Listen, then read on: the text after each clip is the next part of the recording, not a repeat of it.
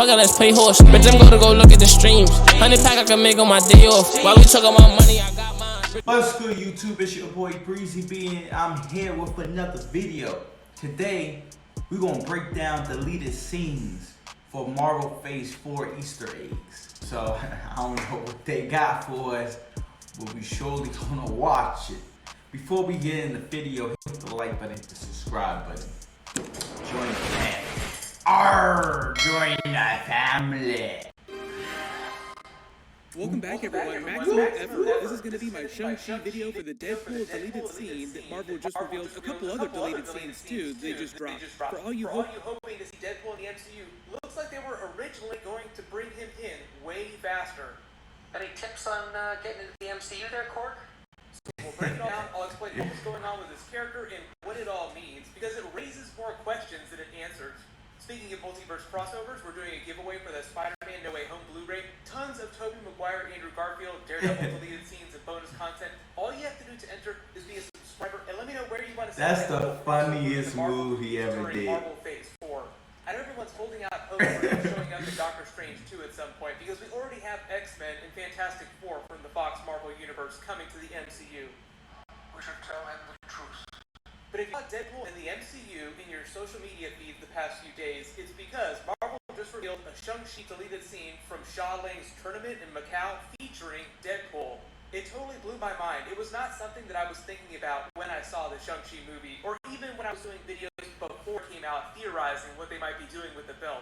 Originally, what would have happened when Shang-Chi and Katie are tricked into coming to Macau by his father, Wenwu, thinking that his sister was in trouble, and he arrives at her underground tournament fighting ring. When they're showing him around all the different Easter eggs and fight scenes taking place, the lesser fights, then the big main event fight where you see Wong fighting Abomination. Originally, they were going to have Deadpool fighting Proxima Midnight from Thanos' Black Order with his katanas, named after B. Arthur. If you didn't realize, if it's been a while since you watched the Deadpool movies, there's a bunch of Deadpool Golden Girls Easter eggs, because Deadpool canonically in Marvel Comics is a B. Arthur stand, and they just kind of carried that over to Ryan Reynolds' Deadpool movies. The two katanas are named B and Arthur, and they also had Betty White do a bunch of funny parody videos for the first Deadpool movie before she passed away, and they did a bunch of Golden Girls themed promos for Deadpool 2.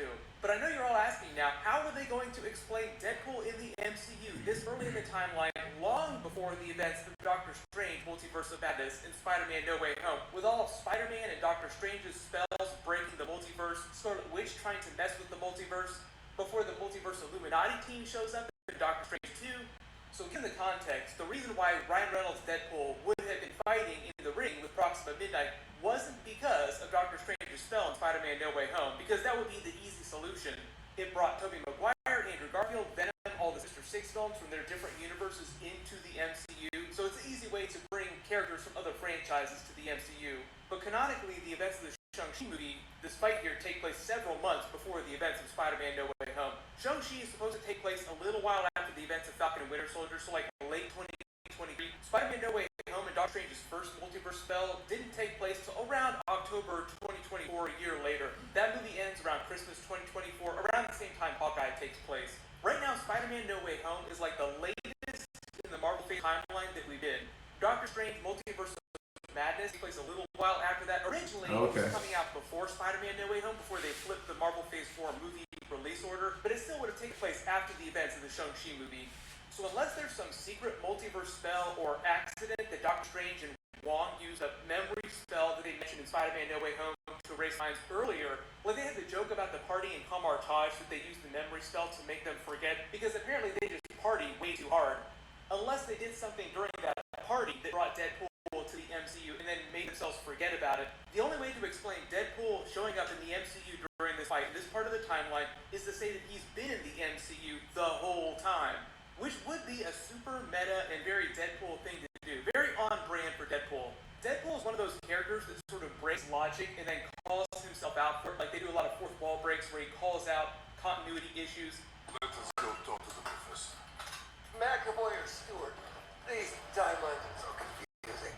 They could legit do a version of Deadpool 3 where he just starts referencing. If he was already in the MCU, doesn't that mean Xavier and Wolverine, the whole X-Men, is already in the MCU? in that same timeline. You know what I'm saying? Because all his movies, Logan wasn't there when he opened the door and saw Professor Xavier and all that stuff. But I'm not sure. Cause For MCU events and characters like the Infinity Gauntlet, the Snap, Iron Man dying, and as long as he called out the continuity issues and how things didn't make sense, it would totally work in the tone of that movie. He even referenced Thanos when he was making fun of Cable in Deadpool 2. Too far gone. Zip it, Thanos. We have a deal, and you fuck up. But that was meant to be kind of a meta fourth wall breaking Easter egg, like I said, because Brolin played Thanos and Cable. And for the most part, up to this point, Deadpool has canonically been inside the Fox X-Men movie universe with the James McAvoy and Patrick Stewart Professor X's in their respective teams. During X-Men Days of Future Past, they explained that James McAvoy and Patrick Stewart are the same Professor X, but most of the movies are from different timelines. That's why they had the Deadpool timelines joke. At the end of Days of Future Past, they also changed the past, creating another new timeline where everyone was still alive in the future instead of being overrun with these. So I think one of the main reasons why Marvel deleted this Deadpool scene, like why Kevin Feige just got rid of it and changed it to Wong fighting the Abomination, is mostly because they just wanted to wait longer to explain X-Men and mutants in the MCU, and this scene just created too many questions, too many continuity issues. Even though they would have been exciting questions, even if it didn't totally make sense, it would have been awesome. But it would have been the only thing everyone was talking about after the movie came out. Like, yeah, Shang-Chi, he's cool, whatever. But let's talk about Deadpool in the MCU. Mutants now officially in the MCU. Deadpool would have kind of broken the movie just a little bit. You kind of see the Marvel people behind the scenes going, no, we want everyone getting hyped up about Shang-Chi and all these brand new Marvel characters. Also, there's the continuity issue with... They did a good job. Because if they would have added Deadpool in the Shang-Chi movie, they would have to keep him in there. Because he would have took over the movie. Like, oh, where's Deadpool? That would have been Deadpool movie. Oh, honestly. Shang-Chi would not even be like, oh, okay, yeah, that's him, karate, all whoop-de-whoop. But I'm glad they changed it because we was focused on more of Shang-Chi. If Deadpool was fighting, they'd be like, oh my god, Deadpool. But I'm glad.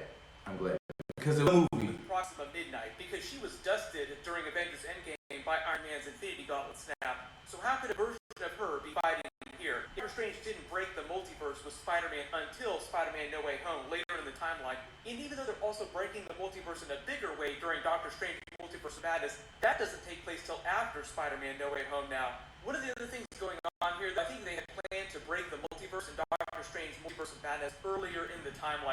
So that would have been a way to explain Deadpool just appearing here out of nowhere. But if you look over here, here's another deleted scene. They actually had this special area inside Shaw Ling's Underground Tournament where people get paid to fight each other as the Avengers characters in Thanos' Black Order during the events of Avengers Infinity War and Avengers Endgame. Like, this scene depicts two random people playing the game. One of them is Iron Man and he's fighting Corvus Glaive, which wasn't something that actually happened during Infinity War or Endgame. Corvus Glaive was killed by Vision during Infinity War in Wakanda while Iron Man was fighting Thanos on Titan.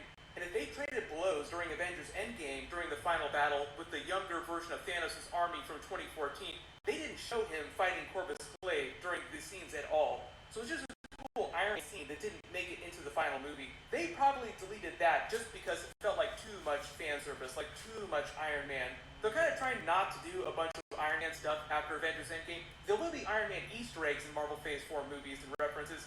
A variant of Iron Man during Doctor Strange 2, like the superior Iron Man, but it will not be Robert Downey Jr. playing the character. Also, I think Kevin Feige got rid of the Shang-Chi Deadpool scene after they flipped the Marvel Phase 4 movie order and decided to beef up Doctor Strange 2 with all of the extra X-Men multiverse cameo scenes and Fantastic Four stuff, like Patrick Stewart's Professor X. Like, no, we're going to be doing a bunch of X-Men cameo scenes. This is the place to do it. That might be Blade in the background. That might be Blade.